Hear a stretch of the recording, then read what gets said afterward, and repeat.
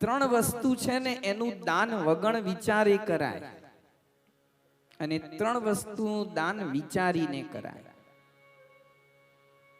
અન્નનું દાન વગણ વિચારે કરાય, કારણ અન્નનું દાન કરતી વખતે સામેલાની પાત્રતા જોવા નથી બેસવાની. એ ભૂખ્યો છે એ જ એની પાત્રતા છે.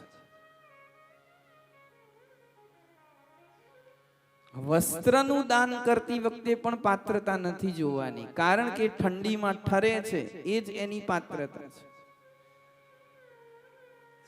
અને ઔષધિ દવાનું દાન કરો છો, મેડિકલ ટ્રીટમેન્ટ આપવાની છે, ત્યાં વખતે પાત્રતા ના જોવાય કે આ કોણ છે ને ક્યાંનું છે ને શું છે.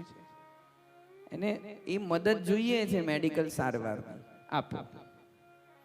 ત્રણ દાન વિચાર્યા વગર થાય. ત્રણ દાન બહુ વિચારીને કરો. પહેલું મંત્રનું દાન.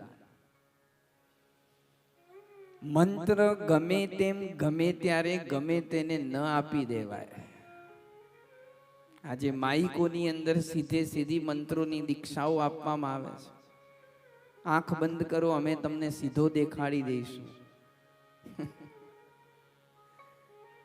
હોટલાઈન ઉપર વાત ચાલે છે અમારી.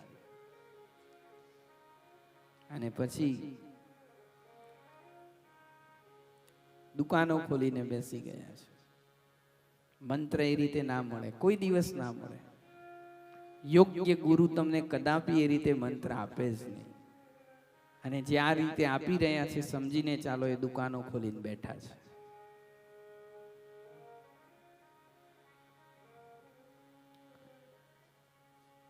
મંત્રનું દાન. બીજું દીકરીનું દાન.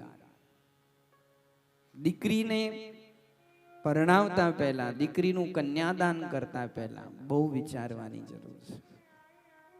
એ ગમે તેમ ન થાય. અને ત્રીજું ગાયનું દાન. ગૌદાન પણ ગમે તેમ ગમે તે જગ્યાએ ન કરી દેવાય. સામેલાના આંગણે જઈને ગાય દુખી થાય તો એનો નિસાસો આપણને લાગે.